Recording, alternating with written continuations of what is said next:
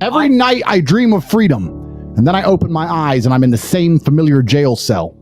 I take a few minutes to swallow my disappointment and begin my morning push-ups. Maybe tomorrow I'll wake up somewhere else. I've not lost hope. This is important, especially if you are at home and you're not yet as successful as you want to be, if you don't have your life in exactly the place you want it, if you still feel trapped, whether it's financially or some other way. You wake up and you must be dreaming of freedom, but when your eyes open, after the disappointment, swallow the disappointment, take a minute and look around you and say, I deserve more than this. But then, what's the important point? You must begin to work instantly. I did not miss a single day of training in that jail cell. I didn't sit and say, I'm too depressed, I'm too sad, it's too cold in this freezing cell, I didn't eat enough because it's Ramadan. No excuses. Every single day we trained, we woke up disappointed, we swallowed the disappointment, and we got to training every single day. If we could train in a freezing cold jail cell in Romania, the cockroaches all around us, with no idea when we're going to be allowed freedom once again, you can train in a nice gym, air-conditioned gym in California. What is your excuse? If you imagine something truly and fully, if you truly, completely imagine it, to a degree, your body will react to it. Let me give you an example.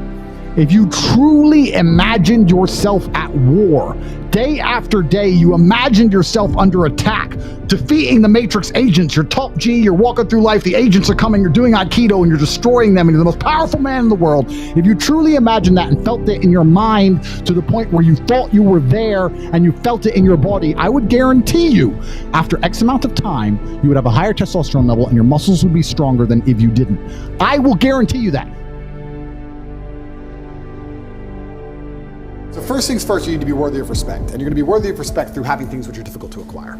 So first things first, the basic things, you need to be very focused on trying to make money, because people listen to you when you have money. They just do.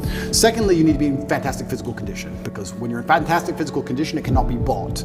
It must be earned, and people know that. If someone walked in to sell me something and they were obese, I would not trust them the same as if they were in fantastic physical shape, because I'd say, I don't think you have dedication and heart. There's something about you that I just wouldn't trust you the same. So fantastic physical condition and money is the first thing. The second thing, whatever your ideas are, you need to learn how to communicate them. Speaking is a superpower in and of itself. You need to become a fantastic communicator. You need to be comfortable in all realms of communication. You need to be persuasive. You need to be comfortable arguing. You need to be good at debating. There's a lot of people out there in the world who have ideas that they can't even project into somebody else's mind. How are you gonna rule the world with that? How are you going to get your ideas out there and make an influence if you can't make other people understand exactly what you think? That's the first thing. Second thing, once they understand exactly what you think, you need to make them agree with what you think. These are two different skills. Must be practiced and must be learned. If you're 20 years old and you want to change the world, you need to be having endless debates, endless, without resorting to name calling, not on Twitter like a dummy, in person. And you need to come across in a way that people agree with you.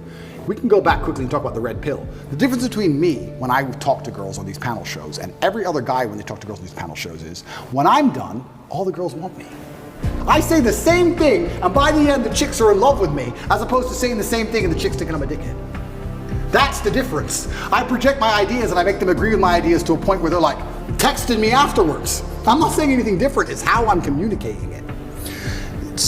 You can catch more flies with honey than hurting people sometimes. So you need to be good at everything. You need to have a Swiss Army knife of tools. I know when to be intimidating or aggressive. I know when to come across as obtuse. I know when to come across as exceptionally open-minded and easy to understand. I know when to come across as understanding. I know all these things. This all has to be practiced. And a lot of it is, communication. I would say, if you're gonna say to a 20-year-old who's truly exceptional and driven, I'd say you need to become a master communicator. Because once you can do that, you can do anything. And that fixes all the other problems, right? We talk about making money. If you're a master communicator, you do fantastic in sales. You'll absolutely destroy sales if you're a master communicator. Being a good salesman is not necessarily being a liar. It's not being a trickster. It's just understanding what's gonna make the person believe and understand what you say. And that's where all this master communication comes in. And it's so many subtle little things. Not many people know this, but I used to sell windows. Nobody wants glass and plastic. They already have windows. So you gotta find a way to sell them these windows. How do you do that? If I walked in and said, would you like new windows? And they essentially said, no, we don't need new windows. Our windows look fine. I would say, but what about the security aspect? While looking at their 3-year-old child. And they'd sit there and go, what do you mean security aspect? And then I talk about how we had the Lock 5000, and their locks are easy to break, as if glass isn't glass, it's all the same anyway. and you'd end up selling the windows.